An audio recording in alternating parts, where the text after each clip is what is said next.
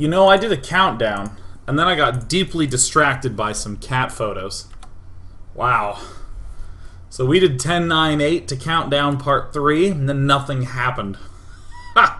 Welcome back to Day 9 Daily, number 628, where we're looking at Scarlett's really subtle moves that are making a huge difference in this match against Bomber. In particular, the way that Scarlett is favoring production of mutalisks, de-emphasizing production of banelings, and being very deliberate about the way that these banelings come out. In this part 3, we're going to be looking a lot more at the sort of control moves that we're seeing out of Scarlett. We're noticing a kind of interesting Zerglings lead with mutalisks just behind and the banelings not at the front but actually at the back of most of these engagements.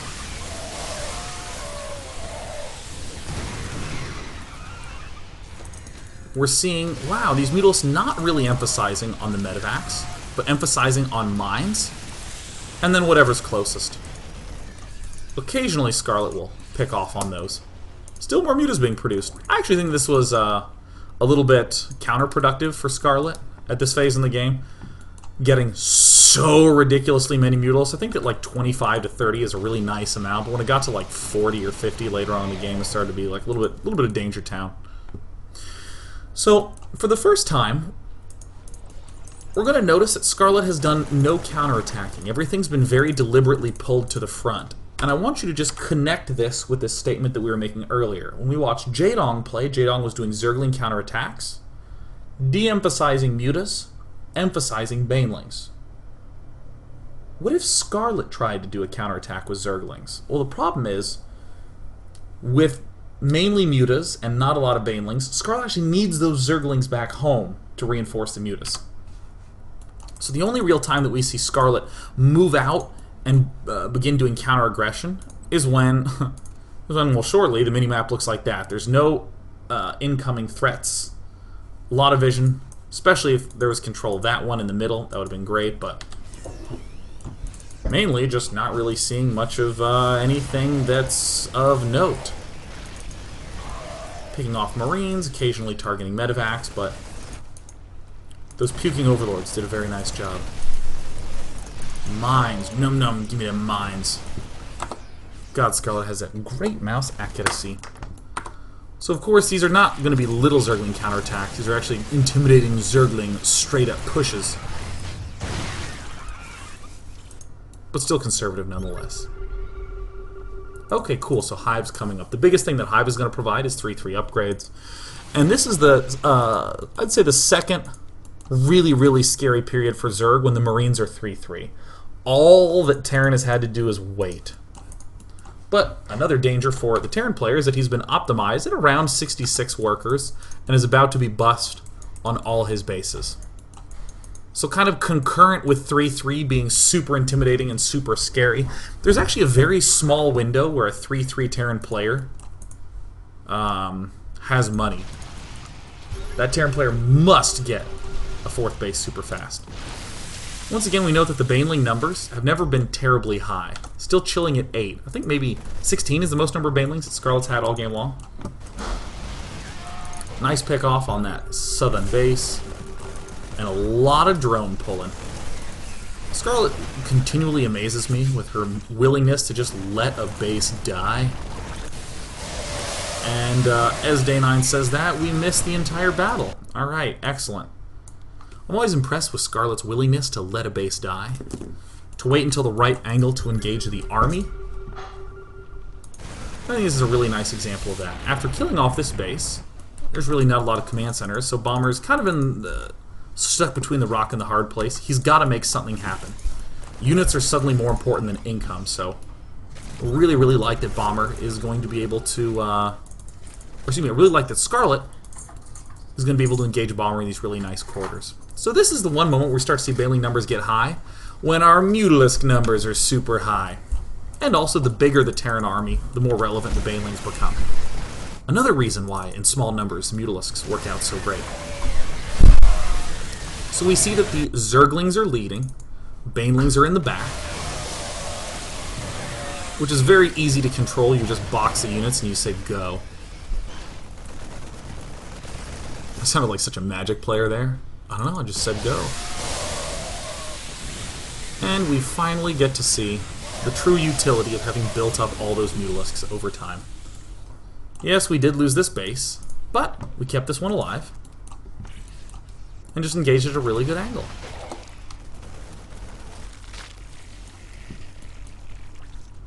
Alright, gonna be retaking the expansion, and suddenly all's good in the hood.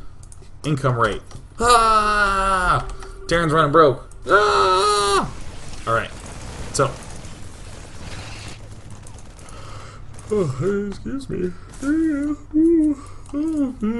Ah, excellent. Perfect. Perfect. Alright. Moving things right along. Goal of Mutalisks, not as much to kill off medevacs, more so to kill off mines, and then once these big pushes have been thwarted, to then shove at expansions. Hive is done largely for 3-3, and adrenal glands, damn it, Scarlett! Only really high on the Baneling numbers when the Mutalisk numbers are equally large. We're still seeing Scarlett not sending all the Banelings, still leaving lots at home. This is the same thing that we saw in the early and mid game, and I'll even pull back to dish moment here at 14 minutes. I want everyone to be dazed and amazed as we see the connection between Scarlett's mid-game control and the late-game control. Do-do-do-do-wop! Here's the Banelings getting morphed. Here's the second round of Banelings. But we see Scarlett, ever adamant, not really bringing absolutely all the Banelings, just some. Makes it much less likely that a mine hit will be devastating, and then having the second round of things move on in. And look, what do you know?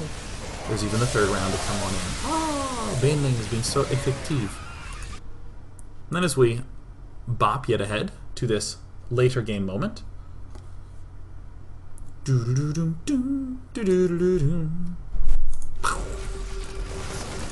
We're seeing Bama moving through. Small pack of units come up. Scarlett answers with a small pack of Kling Baneling.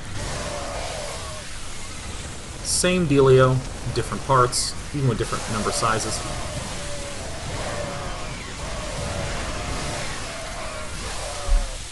And then largely just hitting whatever's closest. In these huge engagements, these are the only really times that we've seen Scarlett super favor the medevacs. And I think it's pretty clear the enormous advantage that Scarlett's found herself in. We're also seeing not a lot of Infestor on much smaller maps. That's when we would see the Infestors pop up more and more.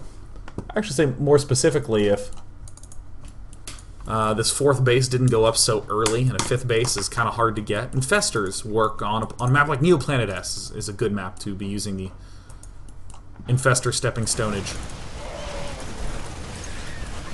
But Scarlett lets these armies get like way super deep into the base. Here we have kind of a funky position. This was kind of like, on. With 25 Mutalisks getting another 11, I really feel like this is the moment where Scarlett started to get a little bit in the danger zone. We have seen no defensive structures, we've seen just minimap watching. Speed overlords and creep spread act kind of like a replacement for these sorts of things. You have to be very adamant about watching the minimap, but Scarlett's cleaned up in the main base. I think it's like 11 more Mutalisks. I mean, 33 Mutalisks, army supply of 86, with 72 of that being Mutalisks. I mean, there's just hardly any Ling Baneling anymore.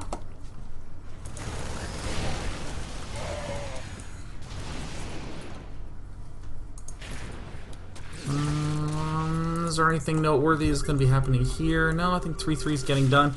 Yeah, and another 11 Mutalisks. This is a moment where I think it's absolutely correct to be getting pathogen glands and infestors in this late game period where really you need a lot of lings just to lead and absorb mine hits. Because right there we already saw Scarlett lose like 7, producing another 12. I think going a little bit overkill on the mutalisks. This might be just simply beyond my analysis, but ouch. No, I think I'm very comfortable saying that as it gets to this ultra late game situation, where a couple things are going to be very, very true. Minerals are going to begin lacking for Zerg, and gas is going to begin going up. I think a very simple example is, hey, look at this main. It's bringing in no minerals, but it's bringing in gas. This is where transitioning into just a couple of infestors does two things. One, it just works well with this army. We don't really need that many more mutalisks, because the difference between 25 and 35 mutalisks is not huge in terms of what it can actually do. But if you have 25 mutalisks and 5 infestors, now we're talking some serious business. Or I should say, excuse me, now we're talking a serious difference in utility for that force. And also, it'll keep our minerals and gas balanced. If we even just look at the income, we can see sort of the issue that that Scarlett's facing. 1,500 is the mineral income. 1,200 is the gas, or excuse me, 1,100 is the gas income. It's about even, so it's really easy to look up at this and just to hold the T button and produce a bunch of mutalisks. However, if we're building some infestors, we have plenty of minerals left over to build lings, and we're keeping that gas-mineral ratio balanced. We're going to see Scarlett struggle with this as the game goes on, keeping the minerals balanced, because Scarlett's starting to go, geez, I really need lings. Because I hardly even have Baneling fodder. I mean, this is the first point in the game where Scarlett's actually been low on lings. And what did we talk about way back at the start of Part 3? Scarlett's been able to defend because the lings are here to both deal damage and absorb hits so that the mutalisks can swap in and hurt the Marines. There's the Zerglings taking damage, and all of a sudden, they've already been burned down. The Zerglings are absolutely pivotal piece to this. I mean, Bomber's damn good. But this is why I like just a couple of infestors, and then we can still have our lots of lings. And this is like a nightmare scenario when we have to engage with just mutas against Marines. It's really scary. Bomber's super responsible about continually expanding. I was like terrified that Scarlett would lose. I was like so scared. Starting to see the income get unbalanced. And notice that if we see something like this where we have a little minerals and a lot of gas, the solution is not, oh, let's build some infestors right now. It's, I should have been building infestors much earlier to prevent this from even happening.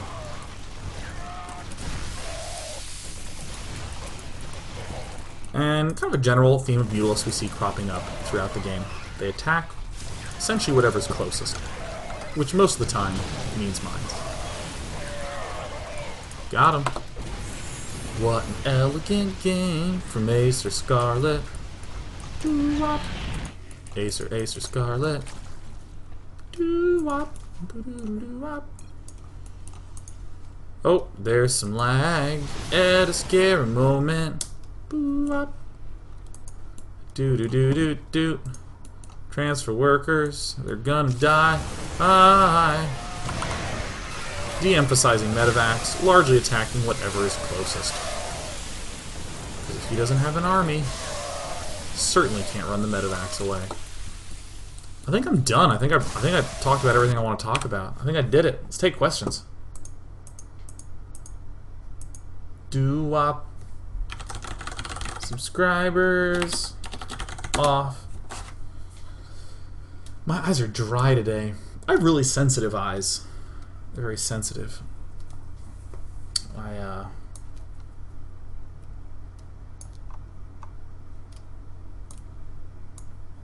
took a course of Accutane as a kid. So if I actually just don't drink enough water during the day, then my eyes get red and they feel dry. Accutane is terrifying. It like really messes with your body hard. My eyes like feel dry right now.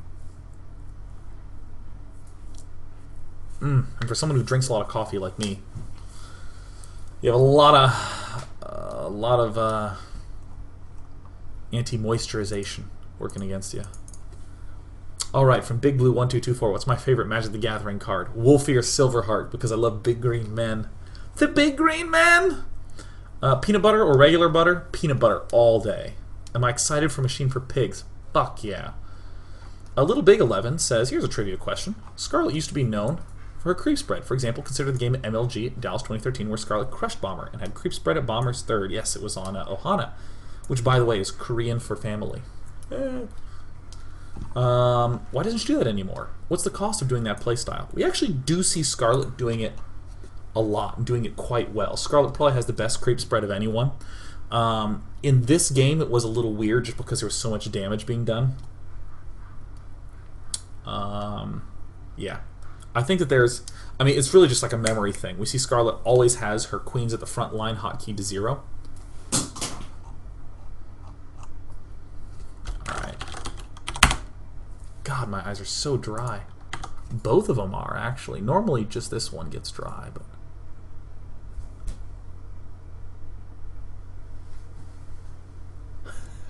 That face is so funny. Like...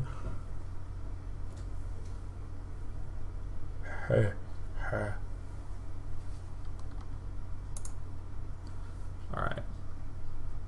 My eyes are dry, so I want to fuck with them. Yeah! Have I played Final Fantasy XIV? No, I really need to catch up on my Final Fantasy. Let's see here. Reaganomics says, Day9, what considerations do you have to take in for muta upgrades?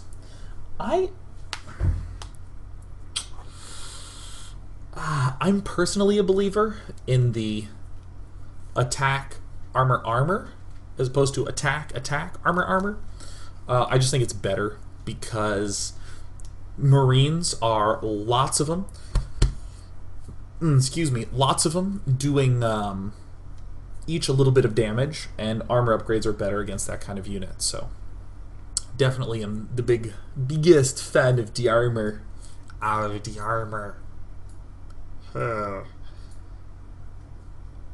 Yeah. Attack, I think, is fine because you go from a kind of awkward 9 to 10, and then things become a lot more clear. You know, you just get 9 mutalisks and pick off a widow mine, or not going to have the biggest effect on the... Actually, I guess it does kill in 1 less marine hit. But then he's having so much damage. So yeah, that's what I think. Cronus X, would you like me to spit in your eye for moisture? Please, Day Knights, spit into my face.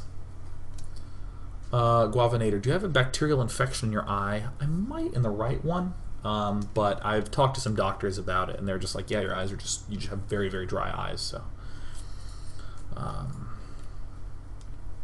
take one more question.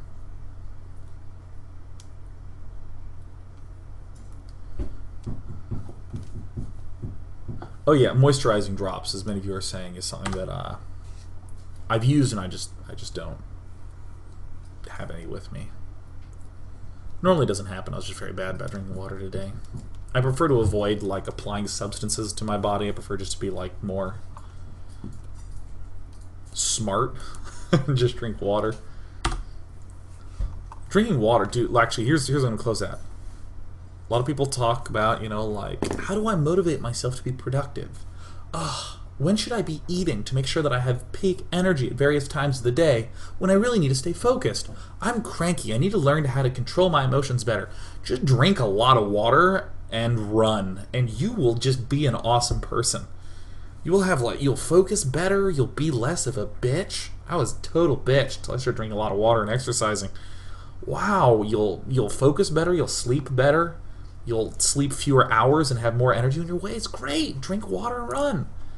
You lunatic? My boyfriend's being a total bitch. Was he thirsty? Should drink some fucking water, man. That guy is being a thirsty bitch.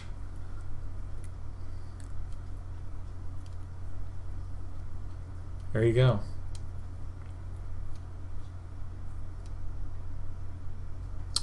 Done. Done. I'll see you tomorrow for tomorrow's daily. Hope you have a wonderful day, but seriously, go drink some water, y'all. Y'all's acting like psychopaths. I was really worried. I was really worried because I watched Hannibal Lecter chop a person apart, but later he told me he was quite thirsty at the time and couldn't be trusted. Show's done.